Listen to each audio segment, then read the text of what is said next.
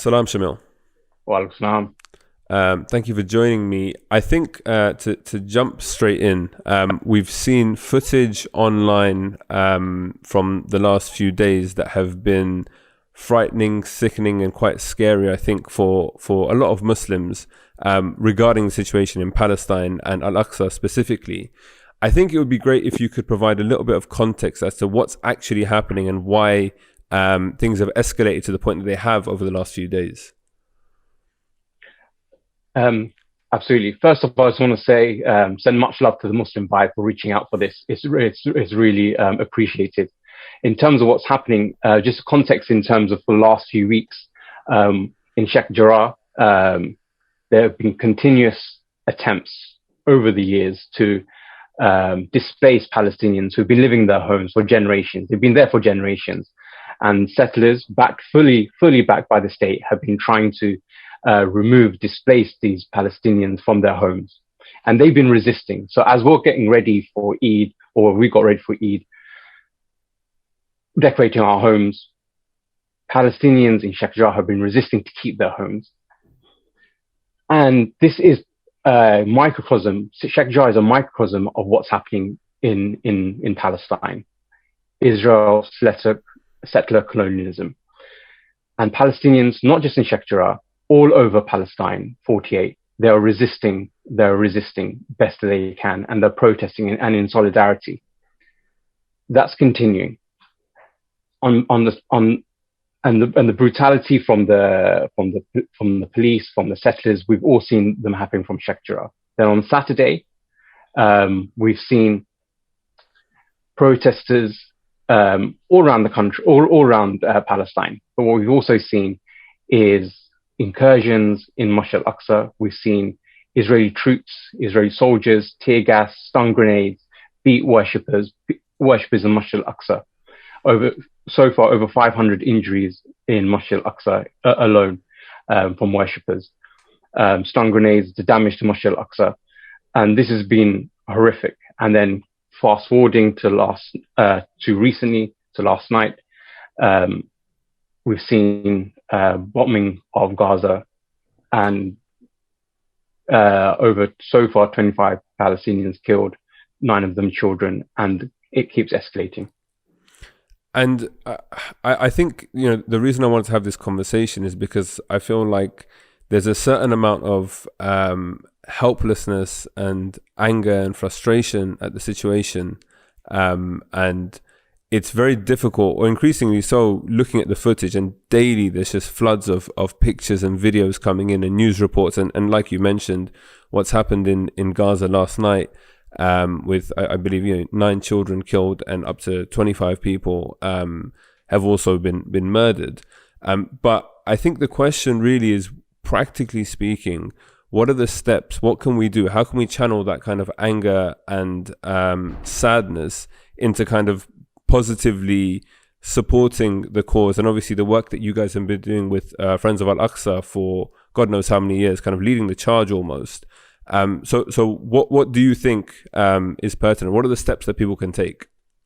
Okay, first is for us to have self-belief in ourselves. It's really important that we have belief that we can make a difference and we can change. And we need to stop looking around left and right and abroad, etc., to see what others are doing or not doing. Let's look at what we're doing. That's the first thing. We need to understand our personal responsibility and take that upon ourselves, that we have a responsibility to do something. Now, what is that? What is it that we can do? In terms of practical steps for Sheikh Jarrah, over 3 days, so within 72 hours, over 50,000 letters were sent by you to your MPs. So on Monday morning, when MPs opened their letter, or opened their inboxes, their inboxes, from what I hear, were flooded with supporters, messages from people asking our representatives, our members of parliament, to, one, condemn the actions and impose sanctions on Israel.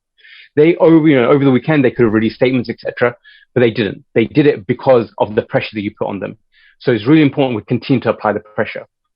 The statements they released, I've not gone through them, or I haven't collated everything yet, but they've not gone to the extent that we would want them to, but they have condemned. But we need more than condemnation at this stage. But my point is that when we do act, when we do en masse, not just ones or twos, but en masse, really put that pressure on, they have to respond just on sheer numbers.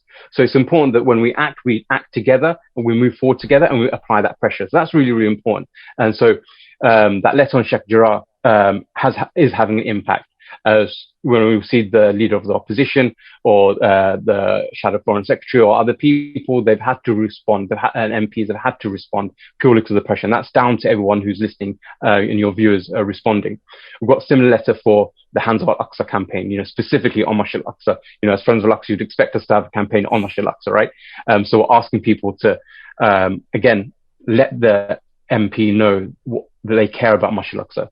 Let them know that we're asking for stopping arms sales to Israel, and we're asking for imposing sanctions for Israel for breaking international law. But what we're saying is nothing radical, right? This is based on international law, but we're not doing it. Our government isn't doing it, and we have to hold them to account. And we should be in such an easy place that when people say, what can we ask our MPs to do? Sanctions. No, like, condemnation is great, but we're way past condemnation. We're decades past that. Like, right now, we should be clear. Sanctions on Israel for breaking international law, clear cut. Even friendly MPs or etc., they need to be calling for sanctions, right? So we need to be quite clear when we're speaking to our parliamentary representatives. Secondly, in terms of raising awareness, it's really important that people actually know what's happening. There's so much footage. Sometimes you get desensitized and don't know what's going on. So, I'm sure the Muslim Vibe got information on there. Look at Friends of Al-Aqsa. We're constantly keeping people updated on our socials so people know what's going on. Because if you don't know what's going on, how are you going to do something about it, right? So you have to know what's going on. And we've got information on bite-sized pieces as well on our Instagram, etc. So it's important that we educate ourselves, and that can be done through following Muslim Vibe and Friends of Al-Aqsa, etc. We contact our parliamentarians. We spread the information as well. So it's good that we do something like we've educated ourselves, for example, but share that information online. Things are so easy for us. Can we, the bare minimum we can do is like share something or forward something on when you see it, and then act on it obviously yourself. We also obviously we call for demonstrations, etc. So if you see there's a demonstration, try and attend if you can. I understand with the COVID situation is continuing and it's going to put people off from attending, but if you can, and obviously when you come, keep in mind COVID restrictions, but come and show support. We were on a call with Sister Abir from Jerusalem, and she was saying, I was asking, people say, what's the point in coming out and demonstrating? She cut me off halfway, saying, no, it's really important because when we see you protesting, we know you're not alone.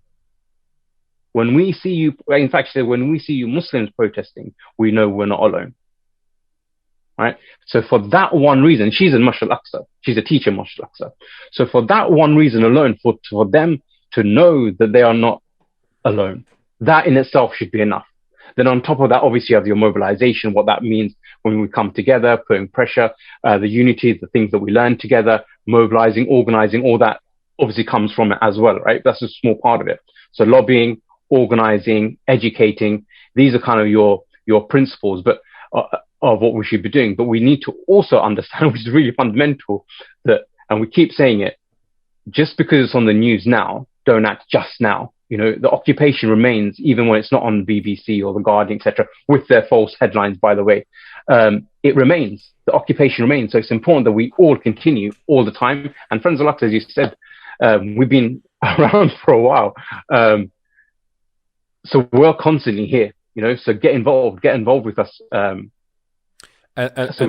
know you're not the kind to say this, so I'll probably make the point as well. I think it's important to also support organizations like yours financially, because like you said, the work that you're doing, and we've had conversations personally where we've kind of spoken about, and I know how it is that at times like this, people are digging deep and supporting, but it's more about the sustainability and all year round being able to support the work that goes into it from a lobbying perspective, as you said, working with MPs, politicians, and doing as much as possible. There's one thing you haven't mentioned, which I think we should also probably discuss a little bit, which is the kind of BDS approach and movement. Now, is that something that's still ongoing? Is there still merit in that? What are the results? Because I think there's a lot of skepticism around action when it comes to Israel and how we can actually do stuff. So on the BDS side of things, what are your thoughts? What's the experience been like? Yeah, actually, there's probably two things that I forgot. So yeah, BDS is one, and the other one clearly is that we should be asking our imams to be speaking about what's happening in Masjid Al-Aqsa and Palestine. So if you have a contact with your imam or your masjid, ask them. We've got a khutbah on our website, and we've got the information about the virtues, etc., and what's happening in easy digest format. So please, ask your mosque to speak about it. That's really, really important, obviously, and make dua. In terms of boycott, divestment, and sanctions, 100%, that's kind of the backbone, and that's what continues. What I was saying, what here, even when it's not on the news, that's what we're doing: boycott, divestment, and sanctions, pushing that forward as much as possible. Obviously, with during Ramadan, it's pushing, for example, boycotting dates from Israel, and that's kind of a campaign just to remind people about boycott throughout the rest of the year, about that concept of, checking the label, see where it's from, not helping to sustain the occupation. And that sanctions element is continuously contacting your MP to ask them to impose sanctions, not just when it's happening now, because it's not about a one-off hit. It's a long-term thing. So, for example, a few months ago, we had a student lobby encouraging students to speak to their MPs, and we had a really good response because students were saying, normally when we hear about Palestine, we're either asked to demo or we're asked to give money, but we engage with them to talk about lobbying from a student perspective, and asking the students when they speak to MPs to ask for sanctions, clear cut, ask for sanctions. So boycott, for example, it's coming up to wedding season. There's not going to be a Muslim wedding without Coca-Cola, but Coca-Cola operates from illegal settlements. But, we don't kind of think ethically at these times. And it's really important, just like how we're thinking about dates, it's really important for us to be ethical in terms of our purchase. And Coca-Cola, for example, is something very tangible, it's something we can get involved in, and it's something that should be widespread within our community. So yeah, boycott, divestment, sanctions, something we continue to push. Awesome. And I guess, I'm conscious of your time. I know right now is a very busy time for yourself, so I don't want to take too much more of it. But we did have quite a lengthy chat, probably a few years now on the podcast. We were talking about the Palestine Expo. And I guess for people that are interested in finding out more about the work that you guys are doing, the background there, and also the Palestine Expo specifically, which has been running for some years now. I'm assuming, I think it was online last year, if I'm not mistaken, right?